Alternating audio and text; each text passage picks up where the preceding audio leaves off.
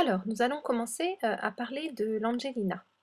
Alors l'Angelina, c'est cette matière brillante que vous pouvez voir ici sur la bande bleue, sur la bande jaune, et aussi les petits carrés jaunes qui sont ici, ainsi que sur le bord, là où on a mélangé deux couleurs.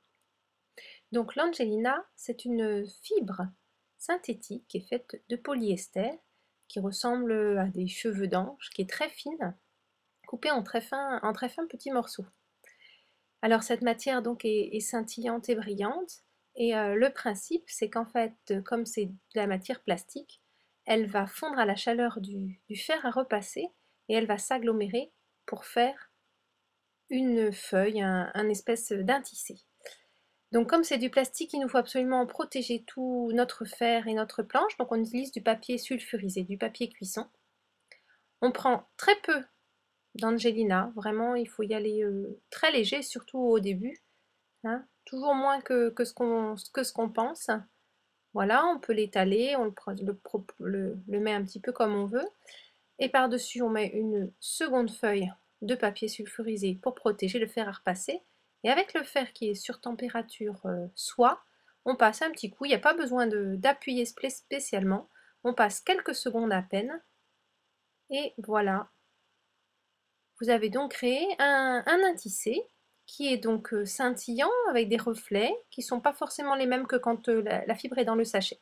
Et donc cette matière maintenant, on va pouvoir l'utiliser comme un tissé, la coudre, la coller, la découper, la plier, enfin en faire euh, tout ce qu'on veut en art textile, mais aussi en carterie pour faire des bijoux, etc.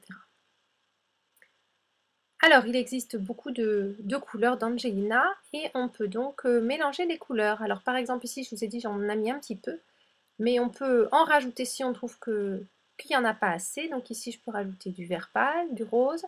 Alors, vous voyez que certaines couleurs, comme ce rose ou ce orange, sont très flashy, mais en fait, d'abord, elles sont beaucoup moins flashy quand on les utilise parce qu'on en met très peu, alors que là, elles sont vraiment toutes serrées les unes aux autres. Hein. Et en plus, c'est vrai que des couleurs flashy comme ça, si on en utilise en toutes petites touches, comme sur ce tableau, les petits carrés de jaune, du coup, ça paraît, enfin en tout cas, même si ça paraît pas moins flashy, ça permet de rehausser le tableau.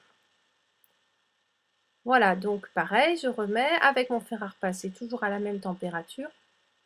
Je repasse rapidement. Et voilà. Donc là, on a quelque chose qui est beaucoup moins transparent et puis on voit quand même que les couleurs ont été...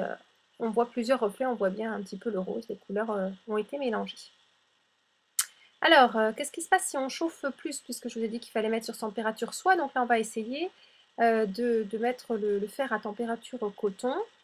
Alors en attendant, je vais découper ce petit morceau, donc là, ça se découpe très simplement, on peut en faire les formes qu'on veut, qui pourront ensuite être cousues par exemple. Voilà.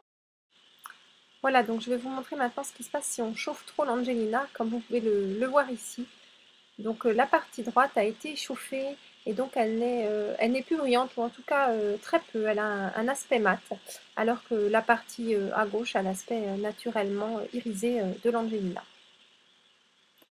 Ce côté mat n'est pas forcément un inconvénient, à vous de voir en fonction de vos projets, si vous préférez le côté mat ou le côté plutôt gris. Voilà, nous allons maintenant voir comment incruster des éléments dans l'Angelina comme sur cette bande.